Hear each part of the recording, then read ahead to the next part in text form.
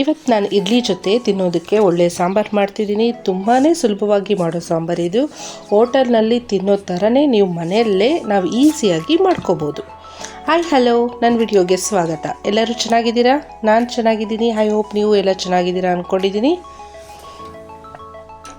ಮೊದಲಿಗೆ ಕುಕ್ಕರ್ಗೆ ತೊಗರಿಬೇಳೆ 1 ಹಿಡಿಯಷ್ಟು ಮತ್ತು ಹೆಸರುಬೇಳೆ ತೊಗೊಳ್ತಿದ್ದೀನಿ. ಈಗ 2 ಬೇಳೆನ ಚೆನ್ನಾಗಿ ತೊಳ್ಕೊಳ್ಳೋಣ.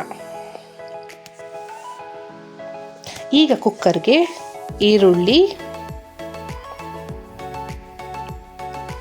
ಬೆಳ್ಳುಳ್ಳಿ, ಅರಿಶಿನ,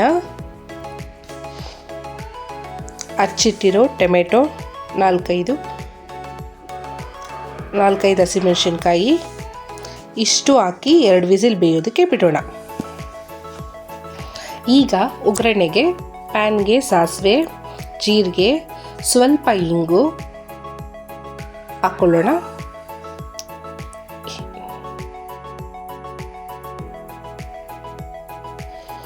ಈಗ ಈರುಳ್ಳಿ ಹಾಕ್ಕೊಳ್ಳೋಣ.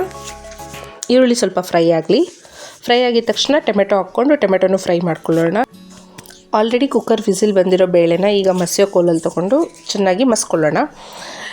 ಈಗ ಟೊಮೆಟೊ ಎಲ್ಲ ಬೆಂದಿದೆ. ಇದಕ್ಕೆ ಹುಣಸೆ ನೀರು ಹಾಕ್ಕೋತಾ ಇದ್ದೀನಿ. ಸ್ವಲ್ಪ ಹುಣಸೆ ನೀರು ಹಾಕ್ಕೊಂಡು ಸ್ವಲ್ಪ ಅರಿಶಿನ, ಸ್ವಲ್ಪ ಸಾಂಬಾರು ಪೌಡ್ರು, ನೀವು ಮನೇಲಿ ಡೈಲಿ ಯೂಸ್ ಮಾಡ್ತೀರಲ್ಲ ಆ ಸಾಂಬಾರು ಪೌಡ್ರನ್ನೇ 1-2 ಸ್ಪೂನ್ ಹಾಕ್ಕೊಳ್ಳಿ. ಎಲ್ಲ ನೀಟಾಗಿ ಮಿಕ್ಸ್ ಮಾಡ್ಕೊಂಡು ಇವಾಗ ಮಸಿಟ್ಟಿರ್ತೀವಲ್ಲ ನೀರನ್ನು ಇದ್ರೊಳಗೆ ಪ್ಯಾನ್ ಒಳಗಡೆ ಹಾಕ್ಕೊಂಡು ಒಗ್ಗರಣೆ ಮಿಕ್ಸ್ ಮಾಡ್ಕೊಳ್ಳೋಣ. ಈಗ ಸಾಂಬಾರೆಲ್ಲ ನೀಟಾಗಿ ಮಿಕ್ಸ್ ಮಾಡಿಕೊಂಡು, ನಿಮಗೆ ಗಟ್ಟಿ ಬೇಕು ಅಂದರೆ ಗಟ್ಟಿ ಇಟ್ಕೊಳ್ಳಿ, ತೆಳು ಬೇಕು ಅಂದರೆ ತೆಳುವಿಟ್ಕೊಂಡು ನೀಟಾಗಿ ಮಿಕ್ಸ್ ಮಾಡ್ಕೊಳ್ಳಿ. ಈಗ ಬಿಸಿ ಬಿಸಿ ಇಡ್ಲಿ ರೆಡಿ ಇದೆ ಆಲ್ರೆಡಿ.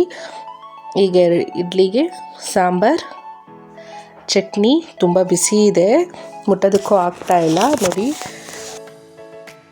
ಈ ದೋಸೆಗೆ ಇದು ಒಂದು ಸೂಪರ್ ಸಾಂಬಾರು. ಒಂದ್ಸರಿ ಟ್ರೈ ಮಾಡಿ. ಇಷ್ಟ ಆಗಿದ್ದರೆ ಲೈಕ್ ಮಾಡಿ, ಕಮೆಂಟ್ ಮಾಡಿ, ಸಬ್ಸ್ಕ್ರೈಬ್ ಮಾಡೋದು ಮಾತ್ರ ಮರಿಬೇಡಿ. Thank you.